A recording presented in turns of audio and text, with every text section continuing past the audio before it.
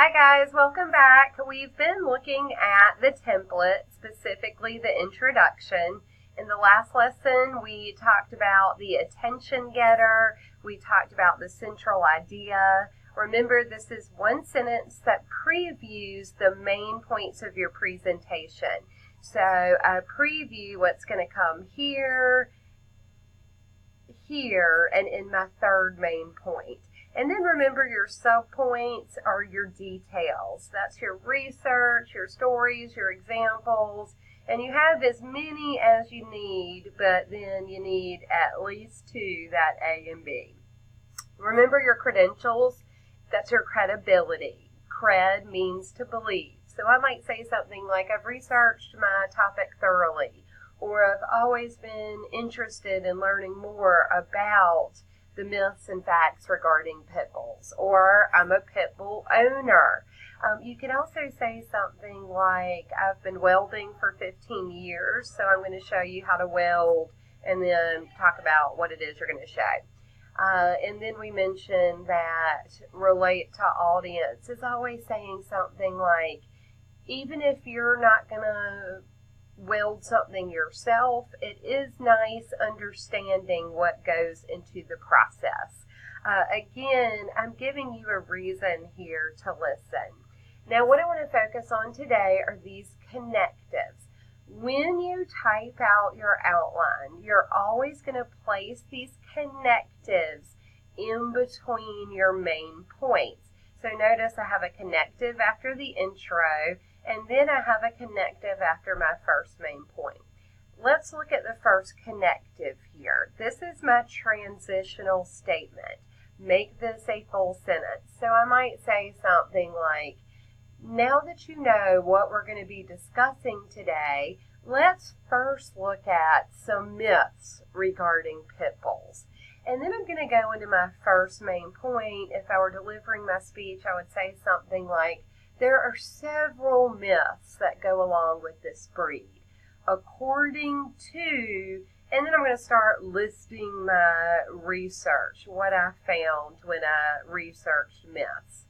After I'm done with my first main point, I then am going to have another connective. That takes the listener from this main point into my second main point. So I might say something like, we have just looked at myths regarding pit bulls. Now let's take a closer look as to why pit bulls get such a bad rap. And then I'm going to deliver my second main point. I might say, pit bulls have had a bad reputation throughout the years. Let's explore why. And then my A's, B's, and C's are going to be my research according to, and I'm going to start listing those websites, journal articles, newspaper articles, whatever I can find here. After I'm done with the second main point, I'm going to do the same thing here. I'm going to deliver my connective. I might say, we've just looked at myths. Now let's finally look at the facts regarding the dog.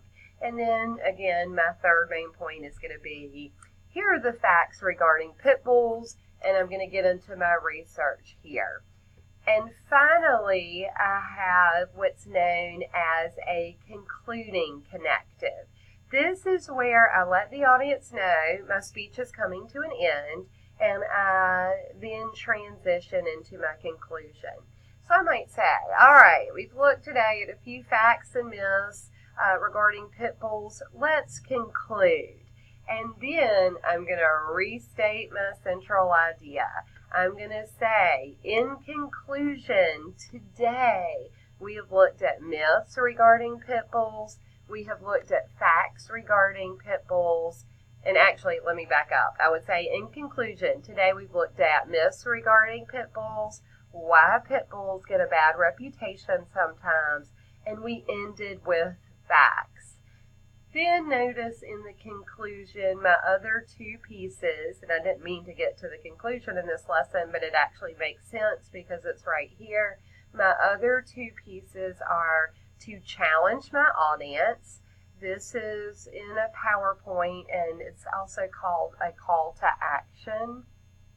So I might say, I challenge you to keep an open mind when it comes to this dog.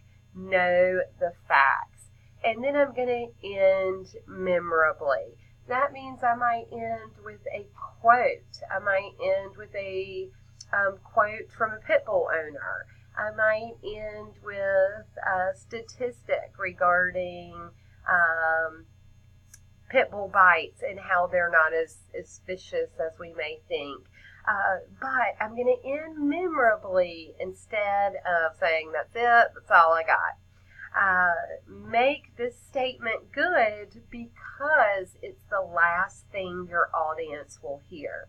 Whether you're doing a presentation or heading up a meeting, try to end memorably because we will remember that. Research proves that we remember generally the last thing we hear. I also have a works cited here. That is where you will list your references that you used for your research and your speech there. You can cite your sources using MLA.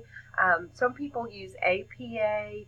So whatever source citation method you've been using in your English classes, for example, that will work fine there.